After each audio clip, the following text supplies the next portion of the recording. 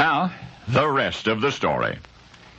Matt McCloskey and his wife had flown into town for a friend's wedding, and their first night the couple were awakened in their hotel room by a sound in the darkness, a faint noise that seemed to be coming from one of the closets. Hearts pounding, and yet not wishing to surprise a possibly armed intruder, the two clasped hands in bed and waited until the hotel room door opened, sending a streak of light on the floor from the corridor. A moment later the door closed. The couple were alone once more. Matt fumbled for the chain on the nightstand lamp and leaped from bed. And as his wife, stunned, sat up, clutching the bedsheet about her breast, Matt ran to lock the outer door, then dashed to the closet. His fear was confirmed. His wife's jewelry. All of it. Every bit of it. More than $50,000 worth of jewelry. Gone. Hotel security was summoned. Matt explained that the jewelry had been stashed inobtrusively in a red velvet case in the pocket of a coat. Either the thief had discovered it by luck, or he was a professional who had somehow known where to look and what to look for and when to look for it. Had there been any other robberies that evening in the hotel? Matt asked the security officer. The answer was no. But this is the rest of the story. Now, I told you that Matt and his wife were in town for a wedding.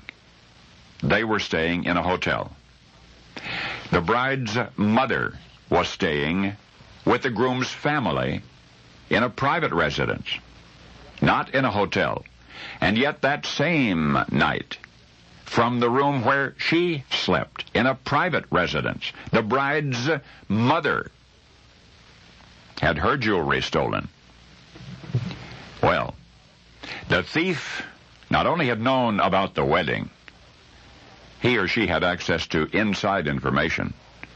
He or she had known when wedding guests were arriving and where they were staying and what sort of valuables they were likely to be carrying, and thus were sown the seeds of a scandal. For the family then realized that the thief most surely was an employee of the groom's mother, her chauffeur, an ex-convict who happened to be one of the best-known jewel thieves in the country. But now, wait a minute.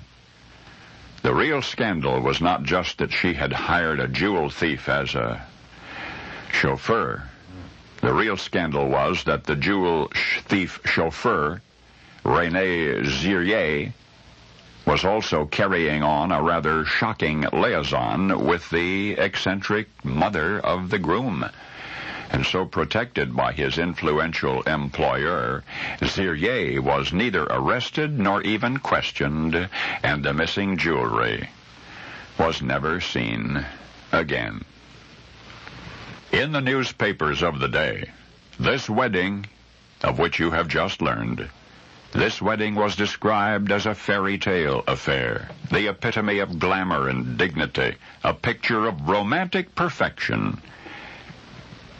And yet now you know the unpublished tale behind the fairy tale, a tale of stolen jewelry and royal intrigue and indiscretion, which paralleled the marriage of Rainier the Prince and Grace the Princess of the Principality of Monaco.